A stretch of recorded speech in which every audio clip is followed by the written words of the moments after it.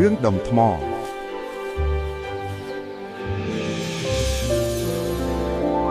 ក្នុងជីវិតមនុស្សយើងម្នាក់ៗតែងតែស្វែងរកអ្វីដែលល្អងាយស្រួលនិងប្រសើរជាងនេះយើងគិតថាប្រសិនបើយើងមានអ្វីមួយល្អជាងនេះជីវិតយើងនឹងមានសុភមង្គលជាមិនខានប៉ុន្តែពេលខ្លះអ្វីដែលយើងមានរួចហើយអាចជារបស់មានតម្លៃបំផុតដែរអ្នករាល់គ្នាចង់បានដូចគ្នាពេលខ្លះយើងមិនបានឃើញតម្លៃរបស់វាយើងចេះតែឃើញអ្វីដែលល្អជារបស់អ្នកដទៃរឿងខ្លីនេះនឹងបង្ហាញអំពីការស្វែងរកតម្លៃនិងសុភមង្គលថ្ងៃមួយបុរសក្រីក្រម្នាក់បានប្រទះឃើញថ្មមួយនៅលើផ្លូវ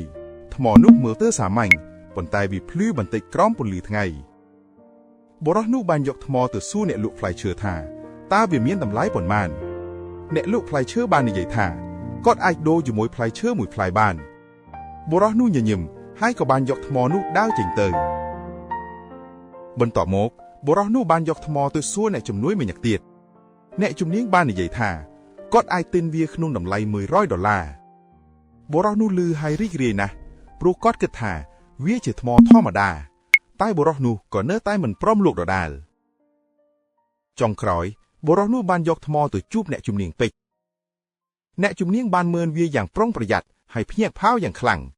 គាត់បាននិយាយថាថ្មនេះគឺជាពេជ្រដ៏មានតម្លៃខ្លាំងវាមានតម្លៃរាប់ម៉ឺន$បុរសក្រីក្រក៏ភ្ញាក់ផ្អើលយ៉ាងខ្លាំងព្រោះគាត់គិតថាវាគ្រាន់តែជាថ្មមានតម្លៃធម្មតាមួយដុំប៉ុណ្ណោះរឿងនេះបង្រៀនយើងថាតម្លៃពិតប្រាកដរបស់អ្វីមួយអាស្រ័យលើអ្នកដែលយល់ពីវាដូចគ្នានេះតម្លៃរបស់មនុស្សម្នាក់មិនអាចវាស់បានត្រឹមតែអ្វីដែលអ្នកផ្សេងគិតនោះទេអ្នកគួរតែស្គាល់តម្លៃពិតប្រាកដរបស់ខ្លួនឯងព្រោះមនុស្សត្រឹមត្រូវនឹងឃើញតម្លៃពិតប្រាកដរបស់អ្នក